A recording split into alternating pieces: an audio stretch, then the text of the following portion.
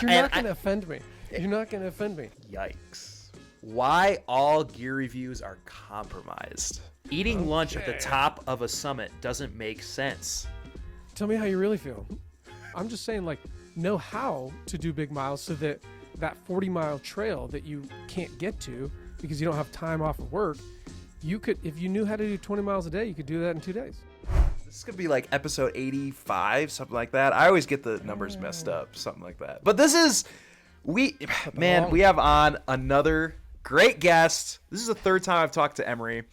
And he is a seasoned PCT hiker, dedicated father, another podcast host, and he's just a great guy with really interesting and awesome opinions that we're going to dive into because he was just showing me his phone here a second ago. So, yeah, man, welcome back to the podcast. How's it going?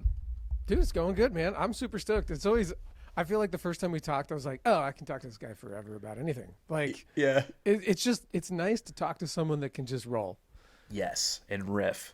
Mm-hmm. It's so hard to talk to someone that has an agenda. Yeah, for sure, man.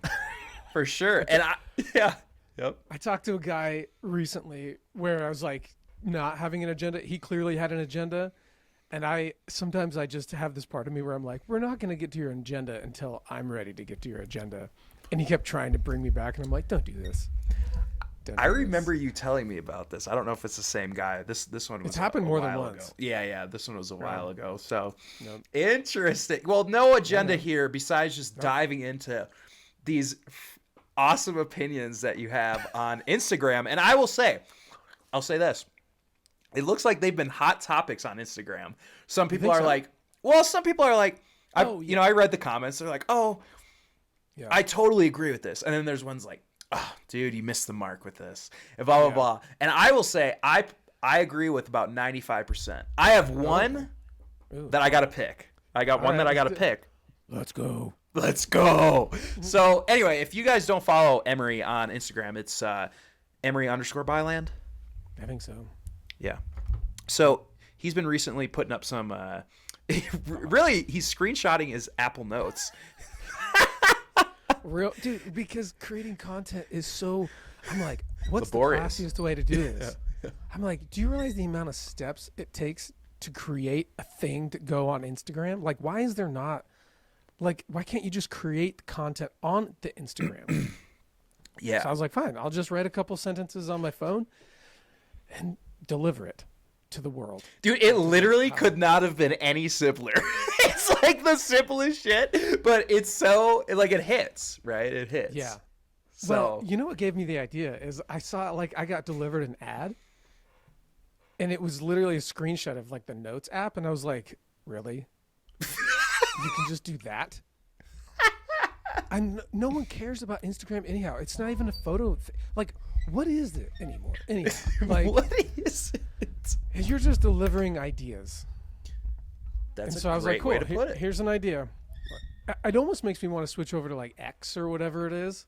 But I'm like, I don't think the outdoor crowd's on X. I'm not on it. I have no idea. Well, it would be Threads, right? No, that's Facebook. No, X is like the old Twitter. Twitter, yeah. See? Yeah. Well, here we are.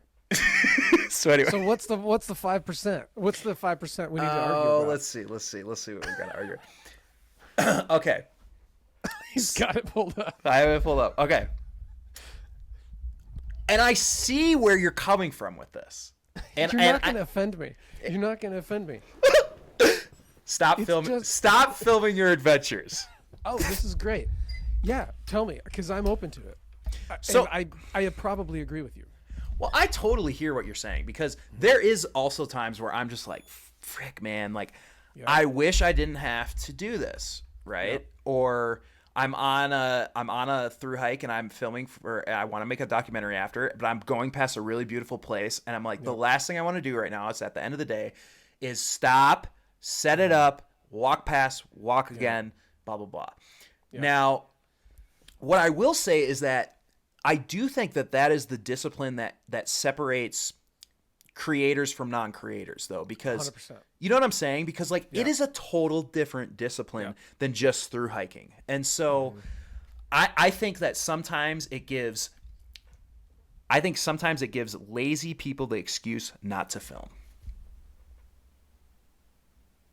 What do you mean?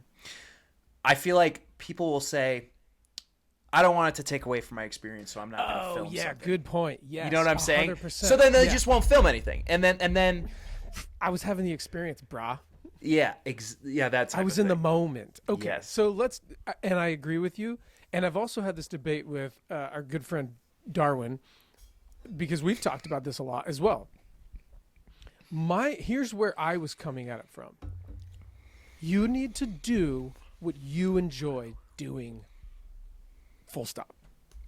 So if you're a photographer and you're naturally inclined to photograph things, it's not a problem, right? Because you're going to photograph things and you're not going to think about it. You're not going to feel like it's a drain on your body or your mental space. And it's actually going to enhance your experience, right?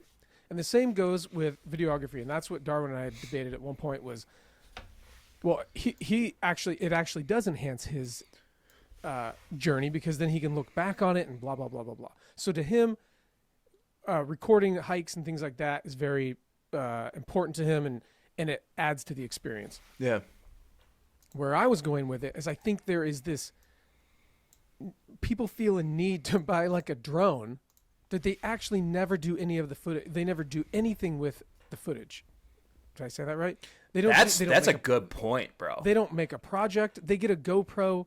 They do all this stuff. They have these desires. And I think where it comes from is they have intentions of creating something, but they really don't have the actual ability to, nor desire to make a thing out of it. But what they saw was creators online creating content, and they want to mimic it, and they're like, oh, I need to do this stuff so I can remember my hike. But then it becomes a problem because they never end up doing anything with the footage. Not that they couldn't do it later, but what I think ends up, the trap that people fall into, including myself, is that I was like, okay, I'm going on a hike. I want to create some content. Okay, I need to take footage of me enjoying my time, but I'm not actually enjoying taking the footage. So I stopped. But the problem is, I have a lot of great footage from my hikes that have really awesome memories attached to them. So it's like a really weird contrast where I've done some hikes where I've just not felt any desire to record anything. Yeah. I've done entire backpacking trips where I'm like, I have like 2 pictures, and I get done and I'm like, what the heck? Where was I? And I was like, oh, I was in the hike. Nice. Like I was hiking and I was doing stuff. I'm like, yeah, but I wish I really had that footage. So for me, I am having to strike that balance between really knowing why I'm doing the thing that I'm doing.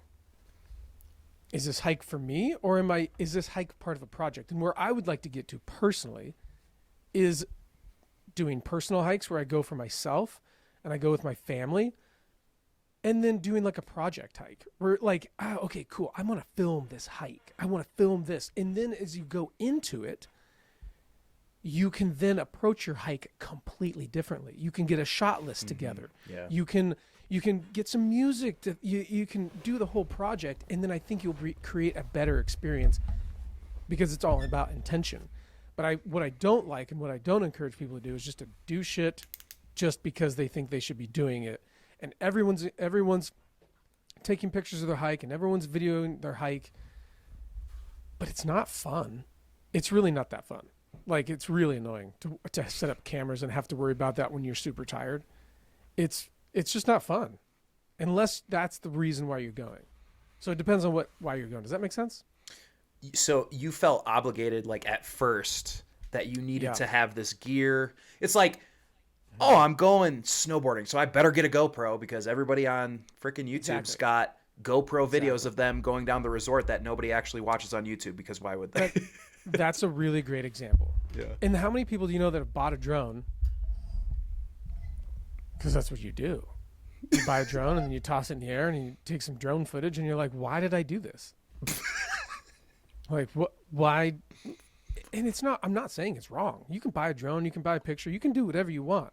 I'm just saying be aware that it may or may not be taking away from your experience. Yeah. For me, it began to take away from my experience because I became a dad and I was backpacking less often. And so when I was really backpacking, cherished those. yes, yeah. So it wasn't as often, and I'm like, do I really want to be bothering? If I'm only doing this a handful of times a year, do I really want to worry about creating a video about this? And for me, the other part was, and this is a completely different thing. I didn't want to. I just wasn't. I was like, I don't think I'm into the vlog thing. I can see myself doing films at some point, but that would be a much more in-depth endeavor. But that's me. Yeah. I love think that if you're naturally inclined to photograph or to video, do it, because it will enhance your hike. You're gonna be like, dude, okay, like I'm gonna get this shot, I'm gonna do this thing. But if you're not, then find something else to do out there, or maybe just enjoy it. Yeah, because I love the after. I love Yes. putting it together in post and then watching it a year 100%. later or something. You know, Dude, I cherish the videos too. that I've created. Yeah. I really have, and that's where the rub comes in. right? And I'm not saying don't ever do it ever again. Like, just stop cold turkey. You have to frame an idea somehow, right? And I had like a very small amount of time or window, space on Instagram to be able to do that. I was just suggesting try going without once and see what it feels like. If you're always filming your adventures, try going without. Yeah, See what happens. And then do it the next time. yeah, Do a hike for you, not for someone else. Like, why are you doing it? That's all. yeah. Don't feel obligated to do it just because you see other people doing it. Yeah. If you actually don't even like doing it or want to learn the skills necessary to edit and fly a freaking drone and learn the controls and get your drone pilot license, and you know what I'm saying? Yeah, dude. It's because it's a lot of work. And like, dude, if you're not creating something with that footage, man, you're not even getting the result of all the hard work. Great point. Dude, so many of my I talk to outdoor creators for my academy, right? Shameless pitch right here. But a lot of them say that they have a whole backlog of content that they've never done anything with. Yeah. How sad is that? It's like, well, why were you taking it? That, like, I don't. Right. Yeah. And so let's talk about that. Being an outdoor creator. Okay. It's because they created shit. It's because they weren't thinking about I don't know this for sure, but it's most likely, in my experience, when I would get done with a trip, or if I do film a trip, I'm like, I can't use hardly any of this. It's because I was not intentional about what I was doing out there. I was like, intentional. Okay, I'm going to go on a backpacking trip, and then I'm going to film it. And then I'd just be like, oh, this looks like 100%. I forgot to film something in the last hour. Okay, where am I at in the trail? Okay, cool. And I'm just like doing that over, and I'm like, of course this footage sucks. Okay, so the right way to do it is to plan it out, right? 100%. Have you ever created shot lists? All the time, man. Dude, it makes editing so much easier, because all you have to do is be like, cool, I'd like a picture of me driving up to the trailhead. I'd like a picture of me parking or leaving the trailhead or whatever it is, or making camp. And then you're like, cool. Now in your head or on a piece of paper, you're like, oh, these are the things I need to get done today. And the rest I can just hike. Instead of having to, and then you can just hike, and then you're like, oh, that's a really pretty thing. Okay, so then you do that. Otherwise, dude, you're just spraying and praying. You're just like fully automatic, just gigabytes of. And there's no storyline. There's no through line through it. Right. I've watched my old JMT videos the other day, and I watched it compared to my CT videos, which was a year after, and I thought, I don't even know why anybody would watch this JMT video. It was like there was no story to it. It was just day by day by day. It was terrible. I mean, like, I shot cool stuff. Like, thank God the scenery was cool, but like I had no intentionality. I think that's the biggest thing. Well, you don't know what story you were telling. You were just like, I'm Chad, and I'm on the JMT. That's exact. And dude, and that's exciting. Yeah, that's where you start. That's exciting. Right.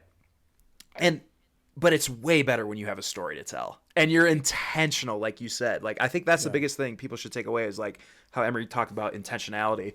I think that's a big, big thing. Yeah. Well, and being intentional really cuts out a lot of the fat. And it doesn't mean that and you also don't have to have a story to tell all the time. You could approach going in the outdoors with just like capturing B-roll. Mm-hmm. Plants, animals, sunsets, clouds, trees, trails, people. Well, that's what frickin' what's his nuts does. The hiker guy? The guy that there's no music, nothing. Well, there's just music. What's his nuts? He's like my age. Craig Adams. Craigie Adams. Oh, Craiger. I for one can't get into those videos for whatever reason. I do like his reviews at the end, but like there's no story for me to keep in there. But that's a style that people enjoy to create. And well, I agree. I was into it for a while, and I'm like, what's happening here? Like, what are we learning? Are we just like, are we putting him on a pedestal? Yeah. Are we just like, but people love to live vicariously. I look at those videos like information. I'm like, oh, cool. What is this trail about? Okay, cool. Because I know he's going to have great imagery. I look at it as I study the shots. Yes. I have become, and I never thought that I would, but I've become very fascinated with filmmaking. And I feel like one day I would like to create outdoor films. And right now I'm in study mode. Hell yeah, I'm dude. the type of person that has to study and understand filmmaking and then adapt it to what I'm doing. Hell yeah. I'm just that type of person. Like, I can't just, I feel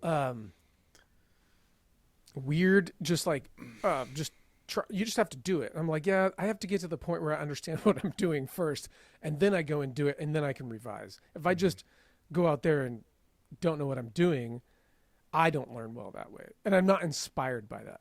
Mm-hmm. Dude. I have to have some level of competency before I go and do it. Yeah, understanding of what I'm doing. I think you'd be a fantastic filmmaker. I hope so. I don't have that's my dream one day, is to like create more cinematic film stuff. But again, it comes down to story. Like, what story do I have to tell? I don't know what that is yet. Yeah. And I don't know that. Yeah. I one day I'll tell a story, but I don't know what it is. I've just always enjoyed documentary. That's probably why I'm drawn to it. I like documentaries. Same. What have you heard of Kodak? I think Kodak Brown. He's got a cool, big old documentary about like what's the Great Divide Trail? Oh, really? The one that continues on the CDT. Okay. But it's like an hour and a half or like 2 hours. I'm like, boy, that's a lot of work. That's a lot of work, man. Mm-hmm. That is a lot of work. Yeah. Yeah, dude. What is it about documentaries do you think that draws you in? I think when they're done well, you just get to know who the people are, and they're like real.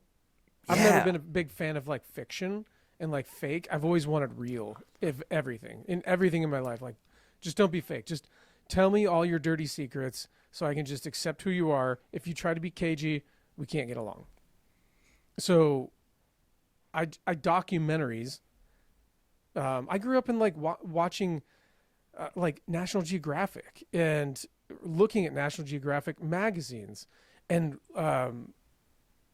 war photos from like Vietnam. Like, I looked at like, I love like documentary photography and like 35 millimeter frames. That's why I think I'm like drawn to like the 35 millimeter focal length, because that's like a standard from back in the day. And I think it does a good job of like capturing the scene without the noise. So I don't know. Yeah, it's a weird tangent, but yeah, dude, I just like storytelling. I like to know that real things happen. They're not made up. You like the authenticity of a documentary. Yeah, dude. Like, if I never could get into fiction except for movies. Yeah. Because I don't really enjoy reading. It takes me a long time. And if I'm going to spend the time reading a book, I want to know that the people in the book existed. really existed and their stories are real, because there's way too many awesome people and awesome stories to tell. Yeah. I don't need to make one up. It's also like very inspiring for you as the viewer, because you feel it's a lot more relatable than obviously a fictional movie. I feel like sometimes. Yeah, I've never understood. One thing that's always been really jarring about me, for me, is when people talk about how this like a novel spoke to them and taught them something. Like, I don't understand how that could be. It's all made up. Like, why can't we use real people to tell the same story? Like, can we find real people? I see. Yeah. Like, I've just never understood. I apologize to anyone that's offended by that, but I can't, it doesn't work for me. My brain doesn't work that way. I'm like, what if you knew that the person was real? You didn't have to make it all up. Right. And this person actually went through this thing, and this is what they learned. And you can learn from their experience, because I'm high on that. I'm high on learning from other people's experiences. Yeah. It seems like a much better way to drive my life. Bam. Bam. Mic drop, baby. Yeah. Hashtag documentary. I don't want to waste any time. So I'll let you know if I ever get into filmmaking. It doesn't even have to be like filmmaking. I just want to be more intentional about the things that I do out there. And that's where I'm at right now. I'm like, dude, I want to be intentional about where I spend my time, because I have very little of it, and my kids take up the majority of it, which is how it should be. Gosh, that's such a good point, because obviously I don't have kids, so I haven't experienced that yet. But I can imagine if I did, I would definitely think, oh my God, I have to enjoy this adventure a lot more. You know what I'm saying? Yeah, and then you get to deal with all the, at least I do, I deal with the guilt of being out there alone, or going without the kids, sharing it. Yeah. Yeah, because then I get to the point, I'm like, I could be enjoying this. Look, man, when you see... the first time, it would almost make me choke up. But when you see your kids enjoy a sunset for the first time, it's weird. It will change your life forever. Because it's the first time that they're recognizing a beautiful thing. Yeah, yeah. Like, dude, it is like, and you're like, I would like to give them more of that. And then when you go and do a thing that's on your own, you're like, Dad needs to go on a backpacking trip. And you're like, I'm a jerk. I should be taking them on a forest walk. I don't need this as much as they do. I know what you're saying. Yeah, I can see what you're saying. It's really weird, man. But you need that time. You also need that time to yourself to like recalibrate and 100%. to miss something. It's good to miss something. And kind of fill your own cup in a way as well. Yeah. Yeah, or just to remember how much you do love them, and how much you do miss them, how much you do cherish the screaming. Yeah, right before our podcast. Yeah. Yeah. Hey, Dad's on a podcast. He's casted, baby. Yeah. Oh, okay. Well, perfect. Dude, we crushed that one. That was a good combo, man. That was a great combo. Now, there's a bunch that I really agree. I love the always choose a hood. Yeah, dude, I'm a hood guy. I'm a hood guy too, bro. Too. Yes, probably because you're bald. Yep. Dude, it's a layering system for your head. I remember when I found out that I could use the hoods, I could just not bring a thick beanie. Right. I've stopped bringing them. I remember the trip. Yeah, because I'll put a mid-weight hood on. Uh-huh. And then, like, that's what I wear to keep my head warm. Because I do the cycling caps. Have you ever tried a cycling cap? I have a variation of one, kind of. It's not... Have you tried a cotton? What do you wear on the top of your head? Not to squirrel this. But what do you wear on the top It's of like your a head polyester Mission performance running hat. It's not like this. It's like a low profile, I don't know, polyester probably. Can you do me a favor this year? Try a biking Can you... cotton. A thin cotton cycling hat. Is this good? This has got to be another one of your notes. You got to post this note, by the way. This will get people. Here's what happened to me. I don't like talking about the PCT because it was so long ago. But there are certain things that occur when I wore so many different hats on my hike. And not like figuratively, like physically different hats. I remember a big ass sombrero one. Yeah, I probably got them around here somewhere. So I started out with, your general like hiking beanie. and then I had like a boonie cover, from my time in the Marine Corps. I had like a desert Right. boonie cover. Wore that for a long time, and then I switched to the sombrero. I got a straw like gardening hat. Oh my God. For the desert, and I wore that until that like shredded itself. And then when I got to like Tahoe, I found a super cool like felt hat, like a cowboy looking hat, like a just classic, hiker trash hat looking thing. And that was like a felt. And I hiked with that for a long time. And then when I came home for a couple of weeks to let the snow melt, a buddy of mine was into cycling, and he had this. I've always for some reason I've always liked fun prints. I don't know why. And he had this really cool cycling cap that was like this floral print. It was super cool, and I put it on. And it's like, because I was thinking, I'm like, dude, I can't find a hat. Oh yeah, I did another one where I took like a synthetic buff, and I would wear that like a do-rag, because I was like, I want something that's like just keeping the sun off my dome, that's close to my head and just lets it breathe. And I just couldn't find anything. And then he shows me this cycling cap, which has a tiny little visor, and then it just like hugs your head real tight. And I was like, that's kind of like what I'm looking for. I just need a little bit of a visor. So I took it. I was like, dude, where'd you get these? He's like, you can just have it. I hiked it. And by the way, through all of the, California and Oregon, most of California and all of California and a little bit of Oregon, I kept switching. I could never switch these, get the hat right.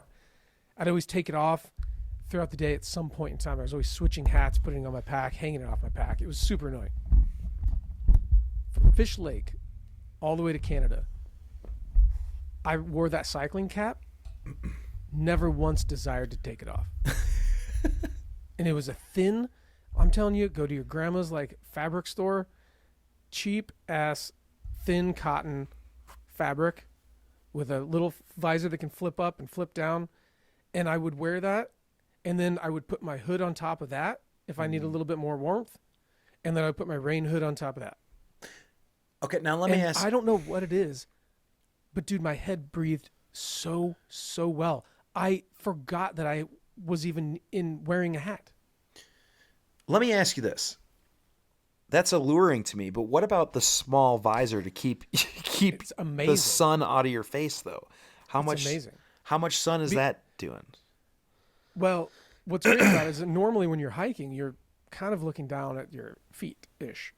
At least my eyes are like down at the trail, right? Rarely are they up. So you have sunglasses on, and it was the perfect amount, because when I didn't need it, I could just flip it up. And I've worn that hat ever since. And I don't know why. I've tried other stuff. I've tried other hats, a synthetic hat. My body just won't breathe well. And it's the only place I'll wear cotton. And I've had it in cold weather, hot weather. Dude, I've had it soaking wet, and it like dries. It almost keeps like my head in like a perfect little ecosystem up there. Isn't that crazy? I wonder what people with hair are actually like. They got to be dying, bro. Dying, dude. It's the craziest thing. I'm obsessed. They look super stupid, hiking with them, but like, dude, it freaking works, and it keeps me really comfortable. And so what I would do going back to the hood thing, I realized I'm like, oh, if I have that on, it keeps my head kind of protected from the sun, a little bit of warmth, and then if I'm colder, I can just keep putting layers of hood on. Now, and that's how you would you sleep with the hat? I've slept with the hat, yeah. I never felt a reason to take it off. The only reason why I needed to take it off was I was like, I should probably take this off at some point. And it had a really great sweatband. That was the other thing. Sweatbands, dude. When you're bald, dude, you gotta have a good sweatband. Yeah. Huh. Bro, bald So problems.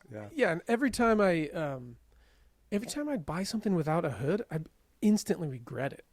Oh, me too. And did you see the comments people left about like they have problems with the hoods rolling up, and it interferes with their backpack? And I'm like, I have never had that problem. Ever.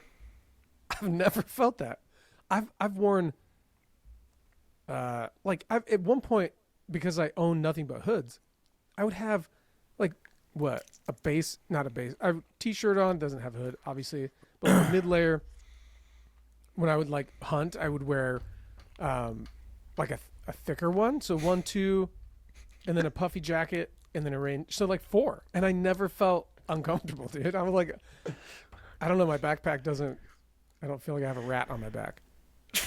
Dude, you know, when you just brought up hunting, man, it reminded me of one of our last conversation. Dude, you go, I listened to that like a couple times because it just cracks me up. You're like, dude, I don't know why they invited me. Dude, I had a hunting experience this last fall that I was like, we're done here. I was like, this is stupid. Like, you guys can have it. What is? I don't want it. Are you gonna tell us what is it?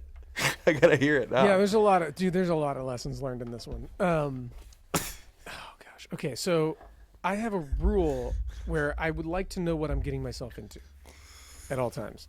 Fair. Not because I'm a control freak, but because I'd like to plan. I'd like to know what I need. I need to prepare my mind mentally.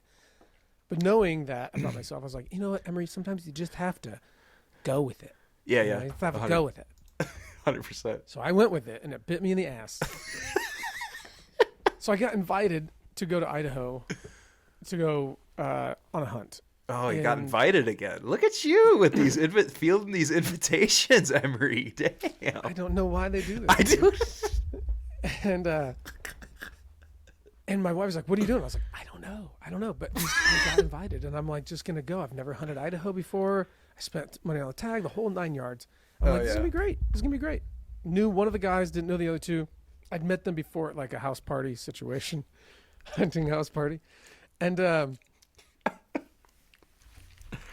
we like maybe a week before we went, I was asking this guy, I'm like, bro, what's the plan? He's like, I don't know. These guys have been there before.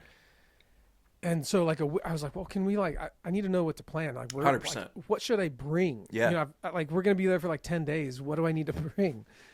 So like a week before we get there, we jump on a phone call and I learn that they're like, hey, do you ride dirt bikes? And I was like, I can ride a motorcycle. Take that for what it is. But I don't dirt bike, but I can ride a motorcycle. Like, okay, cool. Well, we're going to go up this thing. And they'd been there before. Dude, long story short, it was a shit show. And I found myself with a 50-pound backpack on, riding single track trail through the backcountry of Idaho across. And I for all you dirt bikers out there, I'm not worthy. I have high amount of respect for you. I can't do it. I'm not trained on how to do it. Dude, I fell off this bike so many. I shot a bike off a cliff. I was like falling over the place. And I told this dude, I was like, dude, this ain't for me. You shot a bike off of a cliff? Yeah, I flew off the back of it. Yeah, because like, we're going up. For all you dirt bikers out there, you'd know, like, it's all about momentum and like throttle control. And I had none of it. I was riding like a KTM like 350 or something like that. Shitty ass throttle. It was terrible, dude. And I'm like, I'm going to kill myself. And multiple times that bike got away from me and I just held on for dear life. And the trail just kept getting worse. And I rode like 12 miles into the backcountry on this dirt bike. I'm like, and it ruined me, dude. I was like, I mean, I was concerned about my safety. Let's be honest. That's where I was at. I was like, I'm going to hurt myself. And these cliffs are like straight down, a single track trail. It's not getting any better. And I spent like 3 days back there. Oh, and when we got there, he thought I had the tent. I thought he had the tent. And we had a moment of like, you have the tent, right? No, you have the tent, right? No, just pull the tent out. Neither of us brought the tent. We thought the other person had it. So you didn't have a tent there? No, we had like a tarp, which was fine. It was fine. I was like, well, what are you going to do? Like, I'll just cowboy camp. But yeah, man, like super shit show of a story. I was like, this is dumb. I'm done hunting. This is silly. I don't want to do this. Like, this isn't for me. Like, and moral of the story is do what you like to do. You don't have to do whatever, like these guys were built for it. They were fine with it. It was not up to my riding style. There was some other stuff that occurred on the ride that I was not super happy about. And then when we rode out like 3 days later, I was like, I'm out. deuces. It didn't work for me. I was like, I'm not going to do this. I'm not putting myself. It was a highly dangerous position for myself to be in.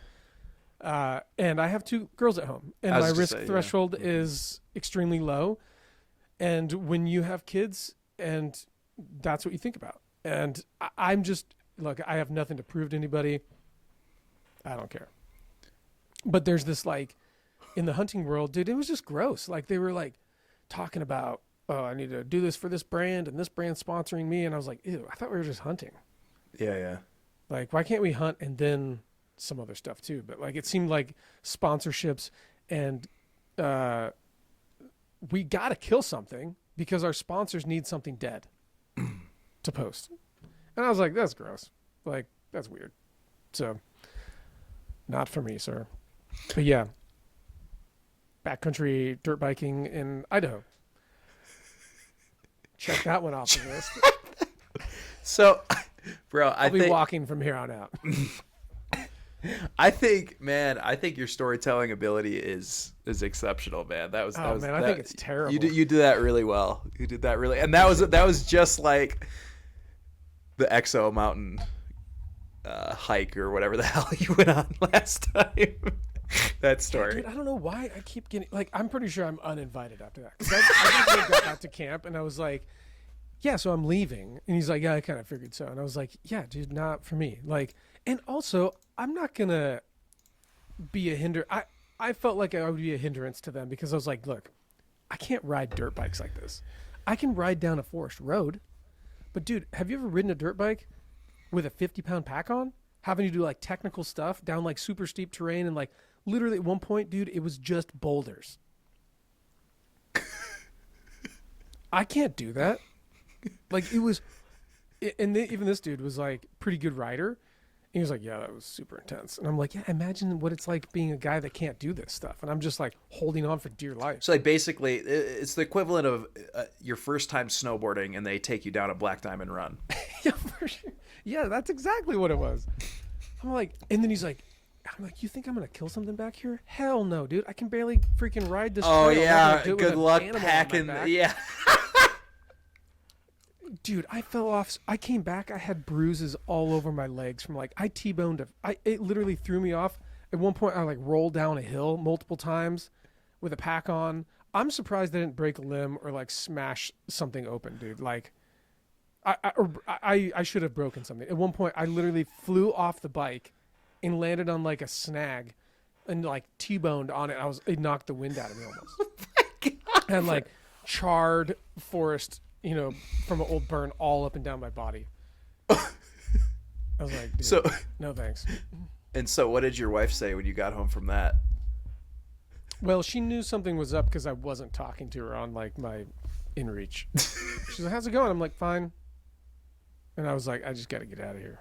Like, dude, that's the only thing I care about is getting out of here. That's the word. And that's not a fun way to have. That's not no, an adventure. That's tough, especially when you're in the wilderness and you know that like you have multiple days left of something. Yeah, and the frustrating thing was that when I take people in the backcountry, look, the rule of thumb should be the most experienced person needs to look after the least experienced person. Yeah, that's a good point. That's how it works. And I'm extremely aware of how people are doing when I'm hiking with them, and I adjust accordingly. Yeah. Because that's what the right thing is to do. If they tell me that they're concerned, and even if they don't, freaking learn to read the room. Yeah. That's like being a guide. Yeah. And the hike's not worth it at the end of the day. Like, yeah. It's just not worth it, man. And if someone expresses to you that they're uncomfortable, respect it and figure out a different way. Yeah, figure out a different way. Yeah. Yeah, be a problem solver. No. So I'm uninvited. I think I'm uninvited. Wolfpack. Bro, I think we need to go hunting. Your hunting style seems more similar to my hunting style, where we're like real shitty. Yeah, where we're like half in, half out, like type of thing. Like, you know, dude, I have one baked in here. Let's see. This is my. We pulled up the notes, baby. Yeah, I have one that I haven't. It says, I enjoy hunting, but I've decided it's not a lifestyle. A recent epiphany. Ooh, that's a good Dude, one. look, I've always enjoyed hunting, but I've never been good at it. And I realized, I'm like, oh, that's because you don't love it. That's Like you're not willing. Emery, you're that's not exactly willing what it is. to, Because yeah, because you know how you know this? I guarantee I know how you get around people that are obsessed with it and you're like, they have what I don't Whoa. have. And I felt that the first time I saw that was on one of those exo hikes, and I was like, whoa, I'm around Olympians. Yeah. Like they were like super into it, and I was like, I should definitely not be here right now. Like I don't know why I got. Did you guys? I sent it to the wrong address. I got the invite. Someone else should have been doing this. And that epiphany, because my wife said that to me. She's like, "Well, do you even like hunting?" And I was like, "Yeah, I like hunting, Yeah. but I don't love it." And I think that's okay, dude. You don't have to love anything. Like, and if you're struggling to do something and be successful at it, maybe you don't love it. Yeah, because it's a lot easier to get through obstacles when you love something. 100, and you're willing to put in that. What is it? Let me ask you this: what does it take to be successful at hunting? You need to be in the field damn near every day of the hunting season. Like if You need to know it like the back of your hand. and not even just the hunting season, preseason, spring, summer, scouting. Yep. And the most successful hunters do that. And what do I not do? All of the lead up, and you just go for like a weekend or like when the days are nice or whatever. You know what I'm saying? That's what I do. Dude, fair weather hunting, 100%. Looks like a shitty forecast. I'm out. Here's another way to look at it. And here's what helped me. Write yourself an essay on how to suck at hunting, or how to suck at cycling, or how to suck at backpacking, or doing whatever it is you do. Write the opposite. Don't talk about how to be good at it. Talk about what you would need to do to be really terrible. Did you listen to Alex Hermosi? No. This is exactly what. Is Do you it? know who Alex Hermosi is? No idea. Big business guy. He's recently he's like our age, really really good at business. Anyway, he said that exact thing, man. He's like, if you want to be bad at business, don't write down the things that you want to be good at. Write down all the things you would have to do to F it up. 100. When you frame it that way, you create yourself a roadmap, and you can, because it's easily like, oh, I'm definitely doing that. I'm definitely doing that. I'm definitely doing that. That's why I suck. And that helped me frame my relationship with hunting. Where I'm like, cool, sweet, no pressure. I don't love it. It is what it is. I can move on, and I can go, and I can not go, and it doesn't matter. Do you think that what is something that you would say you do love?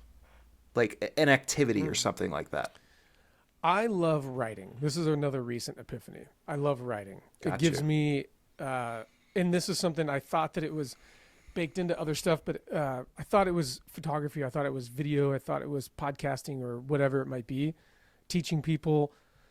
But at the end of the day, all of these things come from writing. I used to write songs. I still do from time to time.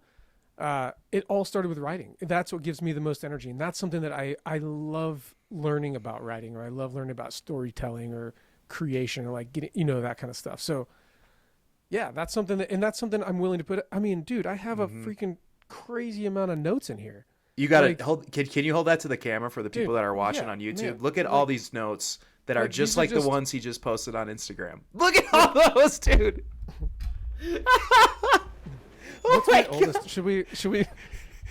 Oh, hey, What did you let me land on? just- do you want to know the last one? Yeah. Here's what it's titled. Is that looking the right way? Yeah. It's How to Fail at Hunting. Oh, I interesting. created this, dude. This is the first note, and this was made in August of 2022.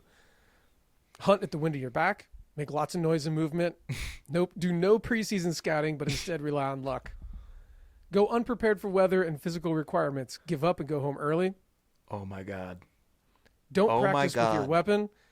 Don't study the habits of the animals you're hunting. Oh my God.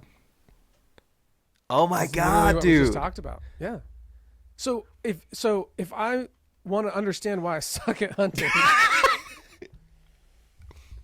I'm guilty of almost all of that. Yeah. Yeah, dude. I mean, so you asked me what I enjoy doing and what I'm passionate about. I think it's writing. I told my wife the other day, I was like, man, when I retire, I just want to write. I think writing's beautiful. I think because it allows you to be critical. And here's how also I know I love writing, is I've tried to write something with like ChatGPT, and it F's me up. Yeah. I was gonna ask you about ChatGPT. Mm-hmm. I think it's great for ideation, and like if you use it as kind of like at least for me, I enjoy the process of writing.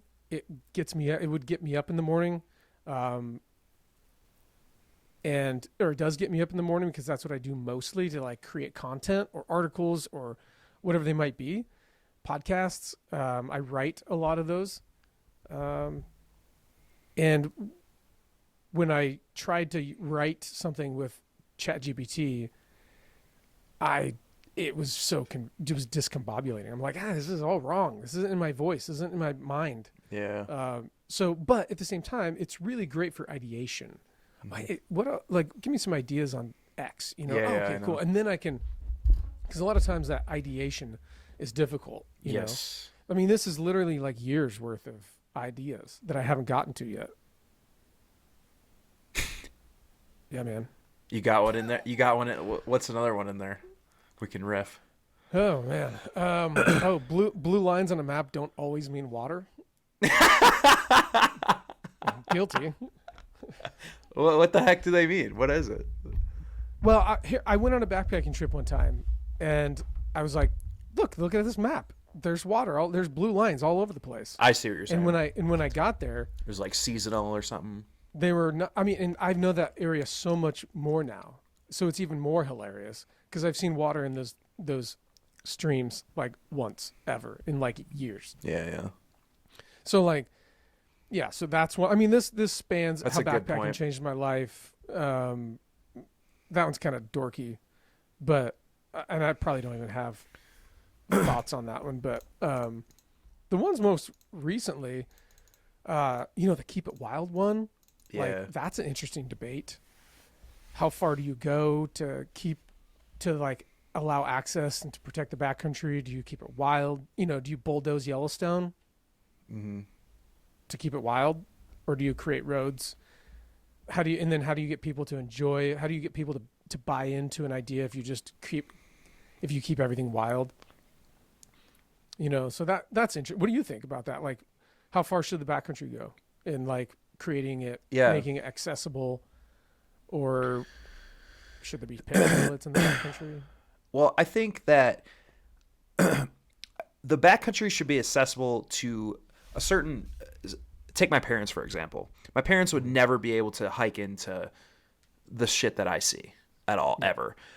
But does that mean that there should be a gondola all the way up to the summit of every single mountain so everybody can see that mountain? You know what I'm saying? Mm-hmm. There is where is it, in Utah, in the Wasatch Range, they're talking about putting in a gondola that goes all the way up to these mountains that have been in the backcountry and stuff. And people are like really opposed to that. And so I see two sides of the coin. Like, I want people that are older or like disabled to see cool stuff too. But where does that line get drawn, right? And yeah, you're bulldozing roads through Yellowstone, creating infrastructure. Yeah. Like that's where it leads to, right? Yeah. Or like, have you been to Yosemite Valley? Oh yeah. It's kind of disappointing. Yeah. But at the same time, it's there and you can be in awe. Right. You're right, dude. It's two sides of the coin. It's really hard. I don't know. I don't know what the answer is, but I mean, I think there should be more. Like, if it was a percentage wise, more should be wild than less, for sure. I agree. Like 100%. You know what I mean? Like 1,000. Because because then that gives the person that maybe is older or something, like if they trained or what, like if they really, really wanted to or something, you know what I'm saying? They could go see that. Whereas like it kind of not ruins it, but like for the person that is fit, Dude, see, I see you hesitate. Like you're like, oh, this sounds dicked up. Yeah. Like it's hard. It's true, but it's all true. I mean, it doesn't have to be one way or the other. I think healthy conversations, what we should be doing.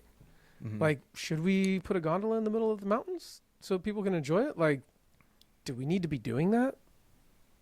Like, what's the point? You know? Yeah. Well, it's a beautiful peak. Okay, great. Like, there's gondolas other places people can go to. Right. Are we going to put a gondola on every mountain so everyone can go up it? Exactly. Like, why can't we just keep it wild? And Exactly. if you have the desire to climb to the top of a mountain, here's how you do it. You go and train and you learn and you gather skills. And in the end, hopefully that means more to you. Because, yeah, I think it takes away from the people that do want to be trained and prepped to actually climb that mountain. Because honestly, dude, like I feel this way with ski resorts. This is why I don't really go snowboarding at resorts anymore. I feel like it's so accessible to so many people. It feels like Disneyland to me. And it cheapens the experience for me, man. And I go home after a day of resort riding, and it's good because I got the reps. Like, where am I going to get 27,000 feet of vertical going downhill? Right. Like, I can't do that anywhere on my own 2 feet in one day.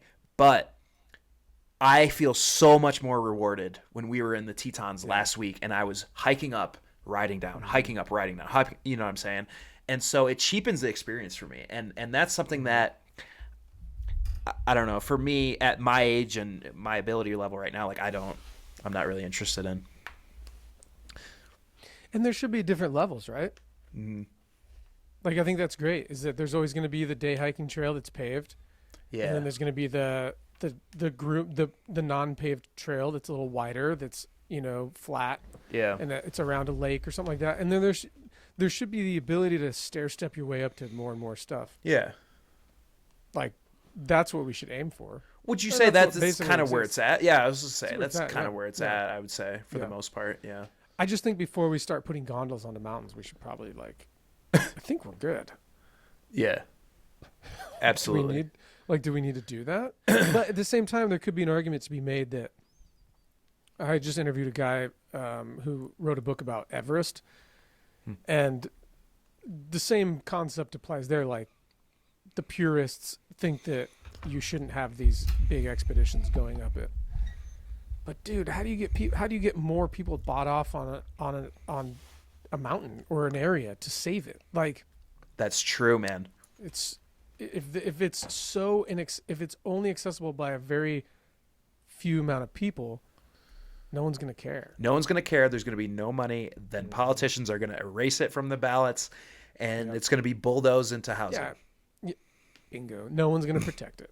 No one's going to protect it. So there's that side of the coin as well. That is I interesting. don't know how many sides we have so far on a coin, but that's another idea. That is like It's a dice the dice. at this Yeah. point. Yeah, man. Yeah, that was I actually had that one on my notes, the Keep It Wild. Nice. I also had why this is a good one, man. Why all gear reviews are compromised. Yikes. What do you think? I think it's quite accurate. And the same goes That's with okay. yeah. But you are there's many blogs that you'll go research top gloves that you want to buy or whatever, right? And of course they highlight the most expensive one because they get an affiliate kickback of it. Yeah. And until I got into the creator world, I didn't realize this, dude. I say this because I found myself being compromised myself. I'm not throwing shade at anyone. These are my own. The things that are in my phone are reflections of my own self and my experiences. I found myself being compromised. And I find myself, I like to consider myself someone that pushes back against that stuff. But I found myself being like, I like that piece of gear, but I don't have an affiliate link for it. Should I take the time to write this out? Yeah, and not get anything for it? Oh, that's gross. Well, but it's a good piece of gear. But also it takes a lot of time to put something together. Yes. So should I okay, so damn, I'm going to take the thing that I can get an affiliate link for and I can talk about that. Well, now I just compromised myself because I didn't tell you about the thing that you should get. Or maybe there's like a comparable product that's like, well, it's like that, but I can get a better kickback from here. Yeah, I mean, and here's the other thing about gear reviews is that by the time a proper gear, how many people, first off, Have used can properly speak to the quality of a piece of gear? Yeah. Like they've just used it in every scenario. Like, because I'm putting gear reviews on a pedestal right now. Like I'm saying, dude, if you're going to talk about gear, talking about gear is one thing, but reviewing it should be another. Because if you've just used it like one time, I'm not really sure you qualify. Right. Or even in like a season. I think, generally speaking, you have to really get to know a piece of gear before you can speak to it. You have to know it in a lot of different scenarios. And by the time that's known, there's probably a new one of those coming out.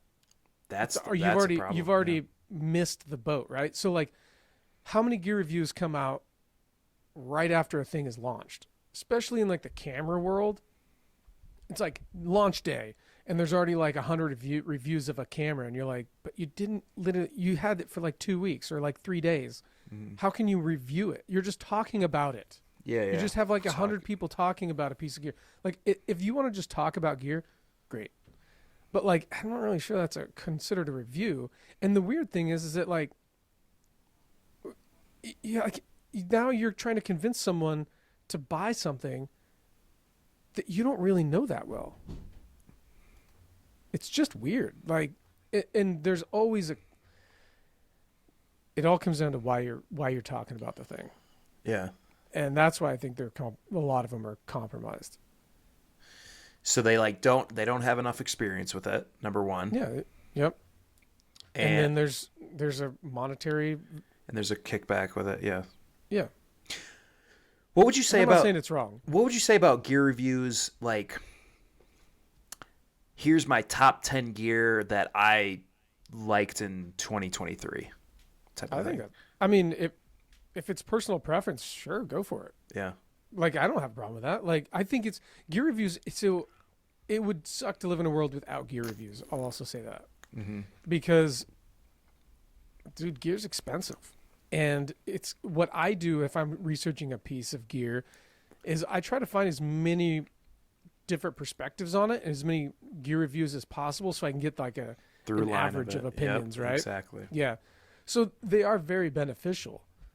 And they're useful. And I think that like the whole top 10 thing, or favorite pieces of gear from this year, I mean, dude, if that's your experience, that's your experience. Yeah.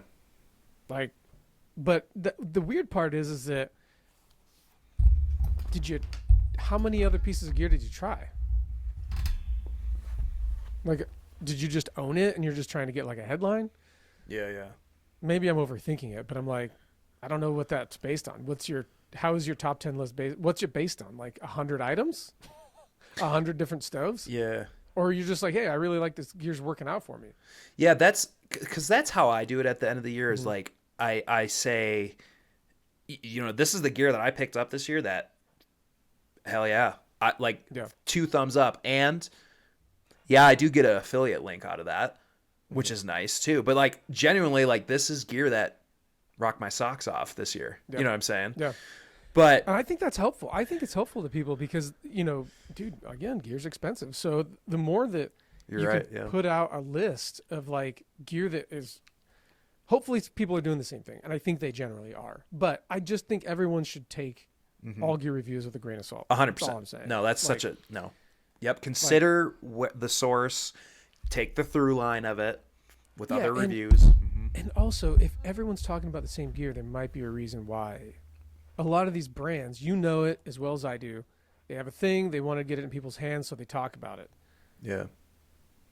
All right, we're going to give you this piece of gear. Can you just like talk about it? And if you sell it, you'll get a 30% commission. Yeah, like unheard of for the first 3 months. The brand that gets a hold of the most creators to talk about a thing, there's a creator that does a lot of gear reviews, and you just see him like flip flop back and forth on different things. You know, and you're like, okay, well, what's sincere about it? Yeah. I don't know. I don't know what the answer is, but I just think people need to understand what could possibly be the incentives of why someone's doing a gear review. Is it because they're really into it, or is it because maybe there's a kickback for them? Yeah, an incentive on the other side. Yeah. That's a really good way of thinking about it. Yeah. Just being informed. Yeah. Just being informed. Yep. There's nothing wrong with them. Again, you got to say it somehow, you know? Yeah. People didn't like that one. They did not like that one. Well, that's a very good hook title. Yeah. That's the other thing I've learned about like headlines, getting people's attention is like not making it clickbait either. Like sparking an idea and catching someone's attention is very difficult. You can have the greatest content in the world, but boy, if you can't catch them with a headline. Yeah, why do you think that sounds like a news article right there. Why all gear reviews are compromised, right? Like, and that's because it's a catchy title that works. Hopefully you can back it up, right? Like that's you got to deliver. You gotta deliver, and if not, you're just a dork. Like you're just a guy that's spouting off stuff. Yeah. Sometimes I don't know if I should have opinions. I like them. I mean, it's just fun, right? Like if anyone gets offended, I'm like, dude, it's not that serious. It's just backpacking, like or whatever it is you're into, you know. Yeah. Yeah. Let's see. The other one that I really liked.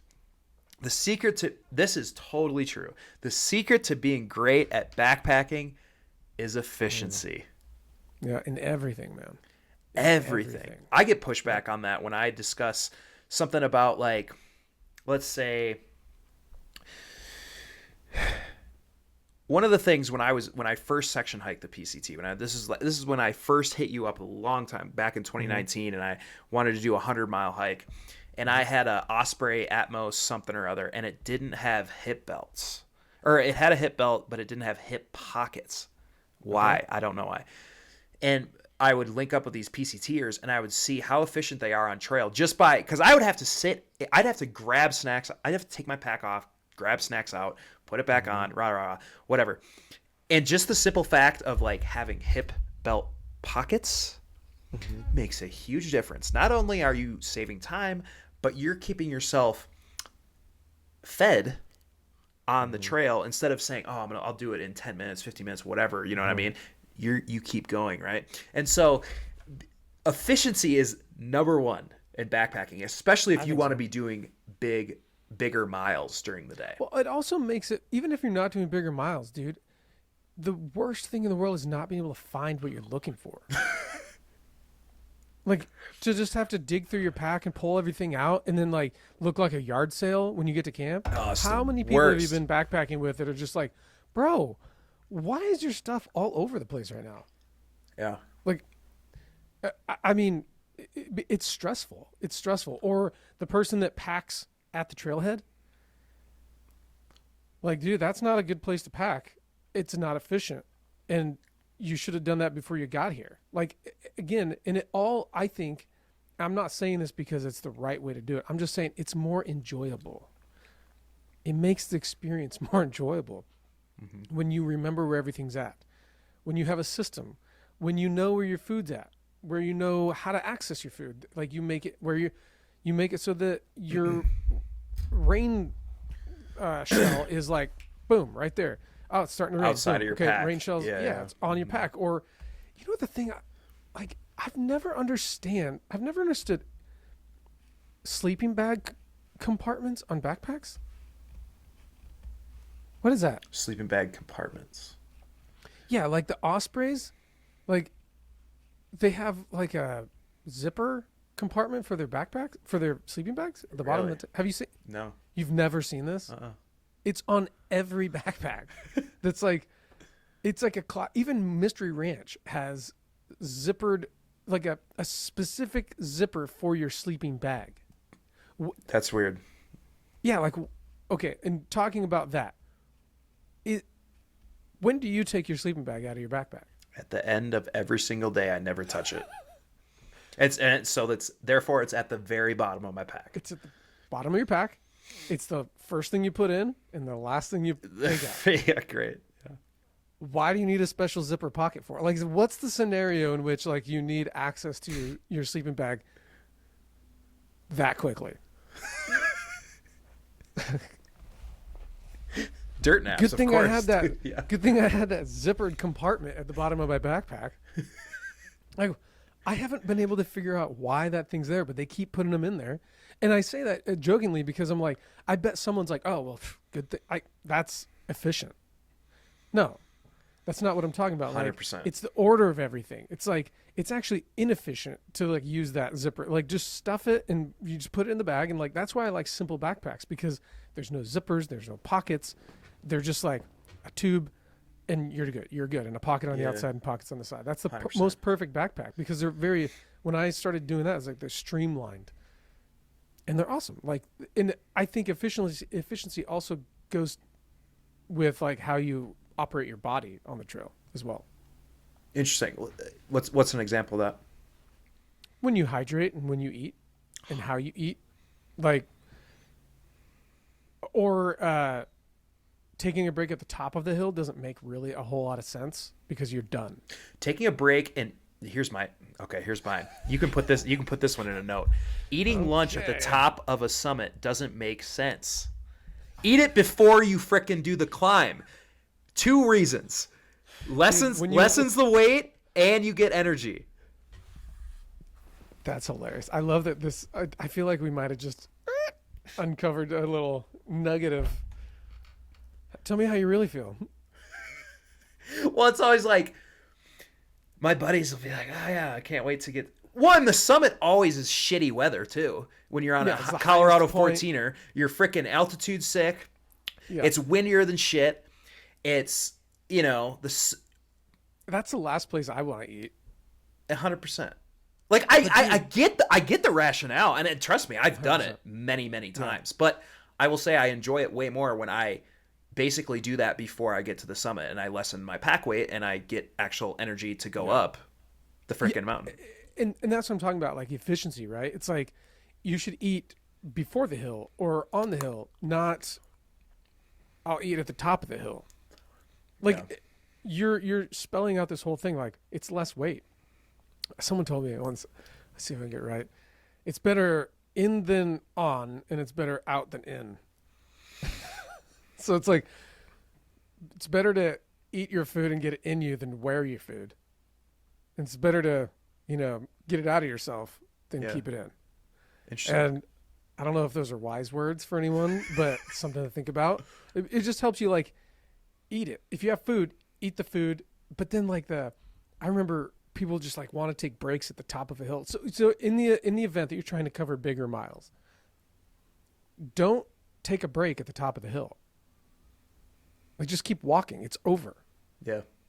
Like you can catch your breath on the downhill side. Constant forward progress. You have to. Yeah. Like take a break at the bottom of the hill, fuel up. And then when you get to the top, just keep moving. You'll catch your breath in like 1 minute. So if you took a 1 minute, 2 minute break at the top of the hill, you could have been taking that break while you were walking. Yeah. But you could have been 2 minutes down the road. And if you're trying to do big miles, that's how you do it. And when I first started doing bigger or just like longer hikes, I guess I didn't realize the amount that will add up as you go throughout your day, weeks or months or whatever, right? Like that. Right. And so when you say that to a person, they're like, yeah, but that's only 1 or 2 minutes. And so I see what they're saying.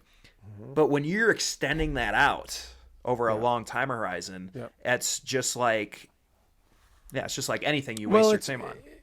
You could say like, oh, well, I hike 4 miles an hour, so I'm real fast. Like, no, you don't, because you're taking breaks. Mm-hmm. So you're probably down to like actually 2 miles an hour, depending on how you like, unless you're walking the 4 miles an hour all day long.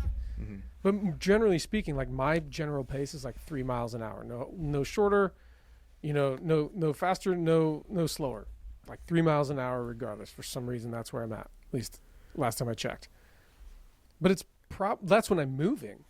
But if I'm taking breaks all the time, then I'm probably down to like 2 and it adds up over the day. Over the day, yeah. And that's another mistake people make is they're like, they calculate the wrong number.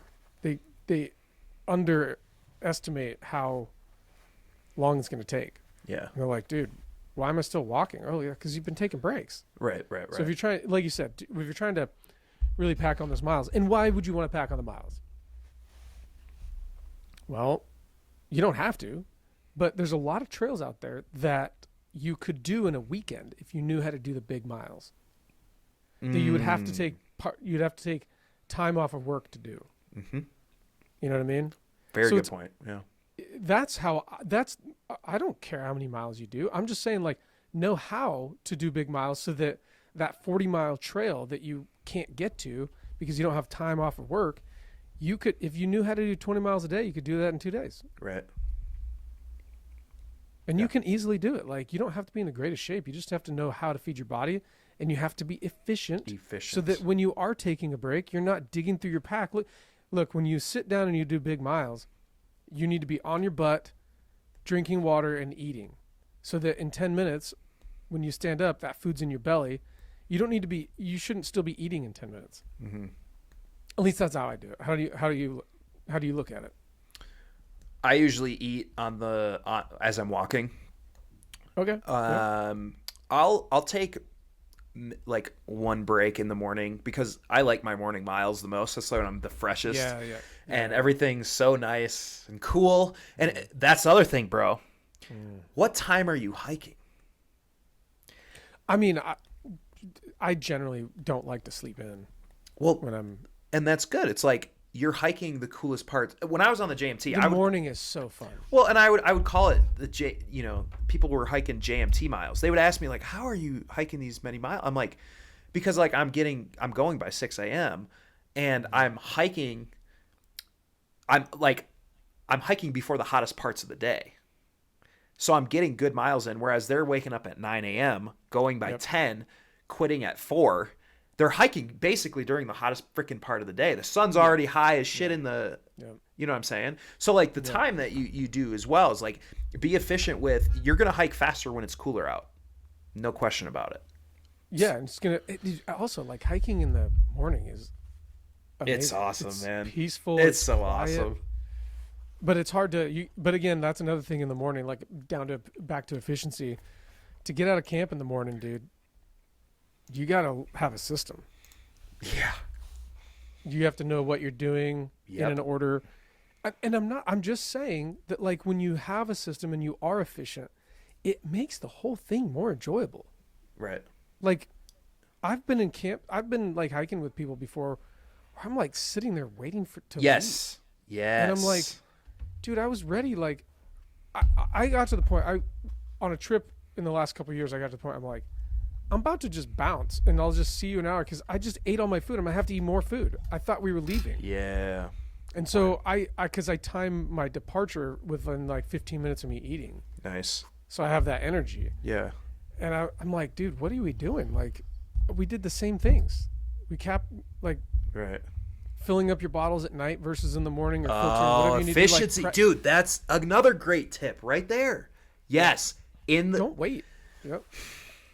God, that's a great one. And that is the last freaking thing you want to do is sit there and filter freaking water. Cold water. In the morning. Oh my God, dude. I know. Or like sort through your food bag or whatever it is. Like just have it all done. Have it all done. That way you can just wake up, have some. And then if you're like a coffee drinker, then you have more time to drink your coffee in the morning. Yeah. Like. Yeah. But, I like to be on the trail, dude, no later than 7. Yeah. I get antsy. Me too. Okay. Well, because I know it's going to get hot. Same. Most likely. Especially if it's during the summer, you know?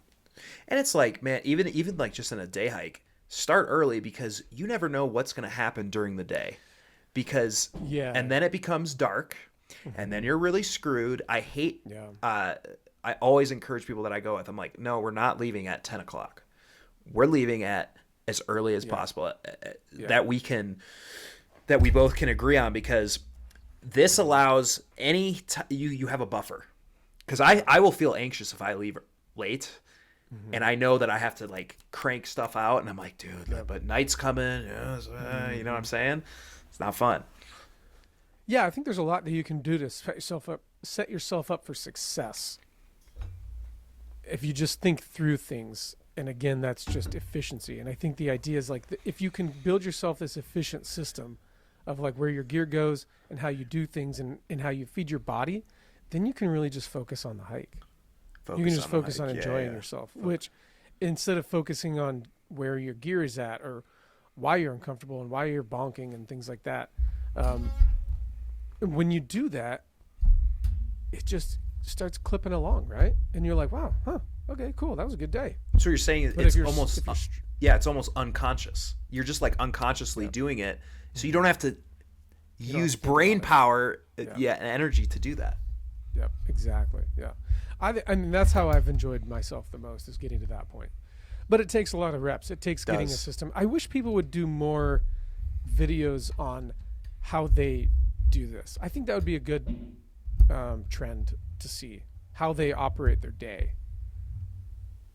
That'd be good. You should do a video on that. You know, I was just going to write that down that I should, but I did kind of do a little expose on the... Actually, yes, I will write that down. I did do it. Thank you very much. Thank you. I'll give you some credit. On that one. Go see Emery at By Land. Yeah. I said hello. Yeah. All right, dude. I stole his idea. I'll give you a shout out, bro. He's got kids, and he doesn't have time to make this video, so I'm going to gain another 10 subscribers. Yeah, right, dude. I did now. This video is, dude, just start it by, this video is brought to you by Emery. By Land. I got this video out before him. They probably think if I didn't wear a cap, they probably think we kind of look the same, although I just don't have I'll wear some sleeve with some of those slide-on sleeve things. Yeah, do that. You just need a little more ink, dude. Yeah, bro. Anyway, yeah, I did an expose on that on the Colorado Trail once. I just talked about my day, like in the middle of the trail, like on the documentary. But did you talk about why you were doing it? No, like the thought process behind it. No, and I didn't really get into specifics because one of the things too when you were talking, I thought of is. You know, you have 4 days of food or whatever, right? And you have it all in this giant food bag. I always will take the night before. I'll always take, okay, what do I need out for the next day, and I'll put it on that front pouch of my bag. That's what I do. So that's my lunch and shit. You know, so I really like my concept is to never go inside of my bag during the day. That's that's my rule. That's a great plan. Yeah. Yeah, you just don't need to. If you have everything on the outside, you're good. Yeah. I think there'd be like there's only a couple times that I get inside my bag, and I mean, maybe during lunch I'll like get inside my lunch, you know. How dare you? How dare I? Yeah, I mean, dude, I think that would be, and the knowing why behind that stuff, but maybe it's boring. I don't know.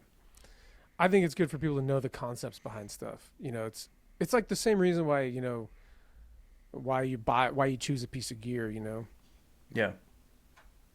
It's good to know the reasoning behind it. Well, Not just like, dude, this new hoodie came out from, like, our First Light just released another pattern.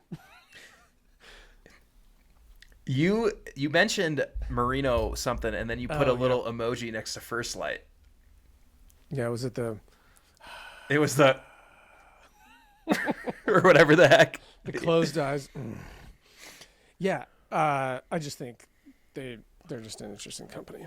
But they make good merino wool, dude. It's not itchy.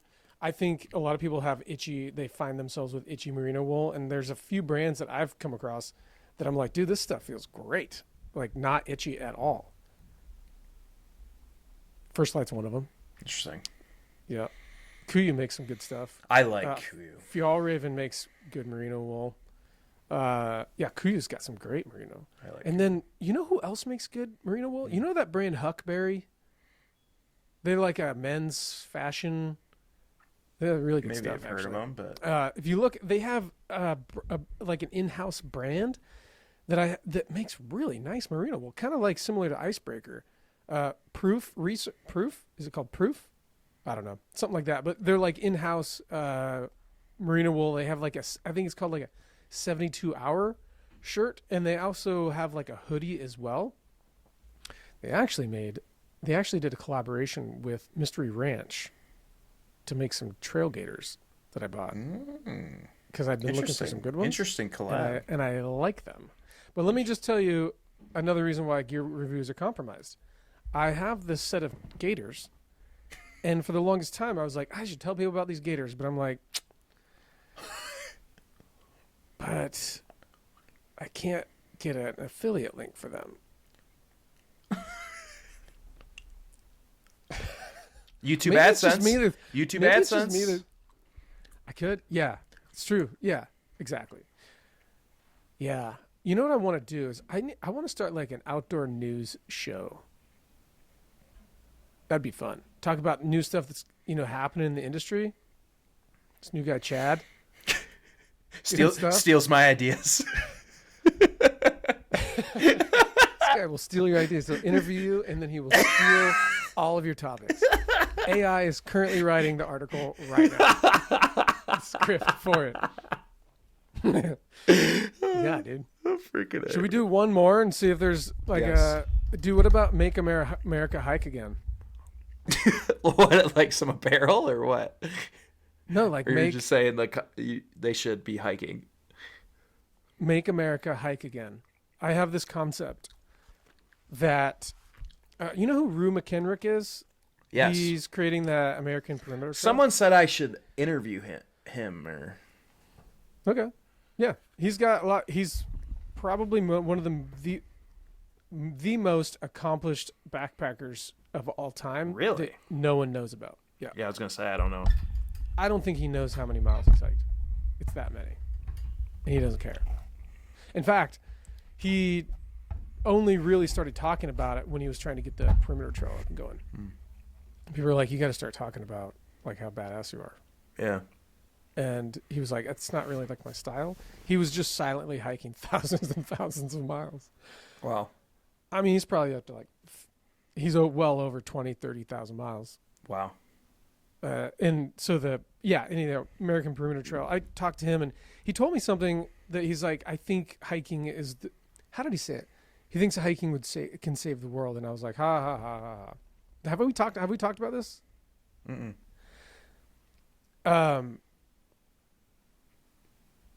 There's really good benefits. There's really amazing benefits to walking. There is. Mm-hmm.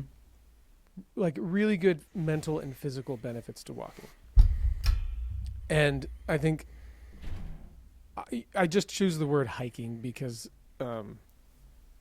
it's a little more aggressive than a walking. I think you could say the same thing for walking, but I think that there's something special about you would probably agree that walking around your neighborhood is different than going for a hike in the woods. Mm-hmm. Even if it's a small hike, like around a pond for 15 minutes, those two things are different. Mm-hmm. There's something about what happens in nature. And I think that if we just spent a little more time hiking, exerting some energy and having some quiet time in our heads to just like chew on some stuff. And then if we did that with other people, I think we'd be a lot mentally healthier as a culture.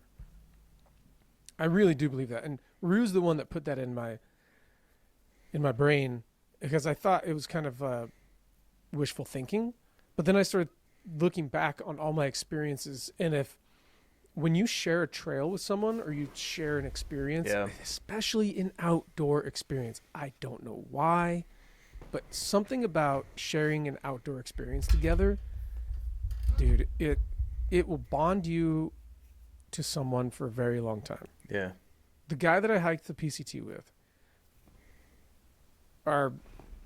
we're like forever intertwined. And I feel like the more you can share a trail with someone, the more you have time to talk about things, to like interact.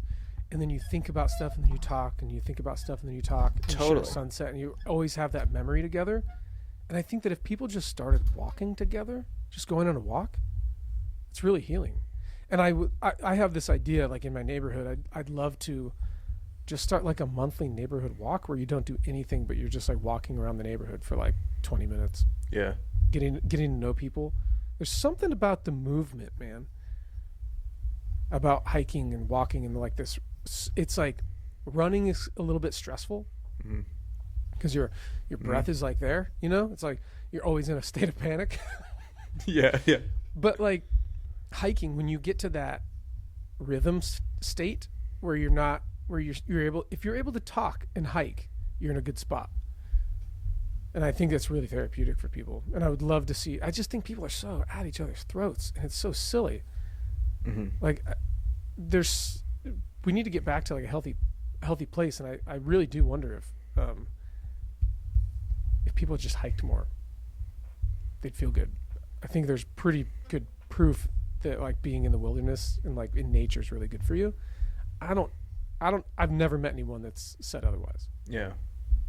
So you think it would facilitate more of a bond between people? And I think so. I think we're just so disconnected, man. Yeah. And I mentioned something in these thoughts about like Zoom calls and things like that. You know, we're working from home. Dude, when was the last time you traveled? Have you traveled recently, like in an airport? October would have been. Yeah. I've traveled for work for a lot of years, and we're in a sad physical state, man. Like, healthy. We are so unhealthy. Oh yeah. It's so sad. It makes me so sad. And it's so, like, it could literally, your life can change by just walking.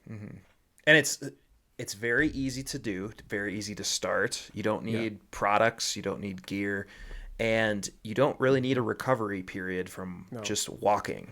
You know what I'm saying? Yep. And it feels so good, dude. My perfect day would be starting out with a short walk and then ending with a short walk. Yeah. Like when I go for a walk with my girls, those are some of the best memories, man. Because you have time to talk. Like if you and I were to go for a walk together and do a podcast, that'd be interesting. We should do a walking podcast. That's what I'm saying. Like hold a Zoom thing between us and with headsets or something. Yeah. Yeah. I just think I think hiking is a good cure for a lot of things, mental health included. Yeah. That's not anything else, mental health. Well, that's why we talk about backpacking and hiking. And that's why Emory has a course teaching you how to backpack. Oh, shameless plug. Well, going back to that whole efficiency thing and like the reason why we do stuff, that's the reason why I wrote that course. It's like, here's the foundations of it all. And then take it and implement it how you want to implement it. You don't have to I don't teach people how to backpack how I do. I just teach people how to backpack. And then here's why. Here's the why behind all this stuff so that you can you're empowered to go and do the thing. Yeah. And also that barrier to entry, man, is so daunting. Like backpacking can be really confusing at first because all of the gear reviews, you know. So now when you go and you say if you take the course and then you can know what you're listening to. Yeah. There's gear, you know why things are the way they are. Yeah. Yeah. And they're not compromised. Not compromised gear reviews. Not compromised. Maybe some of them are. I'm just kidding. Yeah. Maybe he's got some affiliate links. I don't know. I don't know. Oh yeah, for sure. Yeah. Yeah. Yeah, man. Actually, so in the course, I suggest some gear. I'm so weary about suggesting gear, but I know some people need to like know a place to start. And I feel like the best way is to just like, to your point, here's the gear that I've used, or that I would suggest based on the things that I know about it. I think that's a good approach. How many students you got in there now? Dude, I'm close to like 200 people. That's what I thought, man. Yeah. I'm really bad at marketing. I need to get back on the marketing bandwagon, but dude, what's great is that everyone that's in there, like I've literally had like 0 bad reviews. Yeah. Which is encouraging. Right. Like everyone's like, wow, I really like this. I mean, you have to be in a certain place. Like if you're just getting into backpacking, it's great. You know, there's like 70 videos, walks through the whole process. And it's you can learn how to backpack in like 4.5 hours. Right. Like, and it's all bite-sized chunks. Right. So it's like it's like a talking head video, and then I kind of like show and tell over the top of it. Yeah. So, hell yeah. Well, I will leave that again in the show notes of this one. Yeah, I just moved the course over to my main website. I can now host it on my main website. Thank God. Yeah, I know you were kind of back and forth with things on Yeah. that. Yeah. Yep. Good. So you got it figured out. Yeah. Yeah. Everything's in one spot. Talk about efficiency. Dude, you can learn so much about life through backpacking. Like learning about efficiency, having everything in one spot, not being scattered. Yeah, yeah. It's all in there, man. Right. It's all important. And Instagram, what's your at? Emery_byland. I think even there's underscores between them. And then, if you just go to byland.co, you can find all And that where you stuff. what's YouTube's the same way, Emery Byland. But I was like- have everything on the website. And then the podcast as well. Oh, does how she? freaking random is that? She probably followed me because Maybe. she listened to us or something. Maybe. I mean, I don't know. Maybe. You don't talk about me at Thanksgiving dinner? Check it out. Emery told this awesome story about Exo Mountain Gear. I recounted the entire story. Dude, I know this guy that sucks at hunting. You thought I sucked at hunting? Wait till you hear this story, dude. This guy's just not into it. He goes, and goes. he spends the money. He goes. He doesn't come back. with anything. I don't even know why he goes out there. Oh, brother. All right. Well, dude, this was freaking awesome, man. So, Dude, thanks for the time, man. I'm happy to come on anytime. I just like talking, man. yeah, me too, bro. Well, it's especially great with another podcast guy.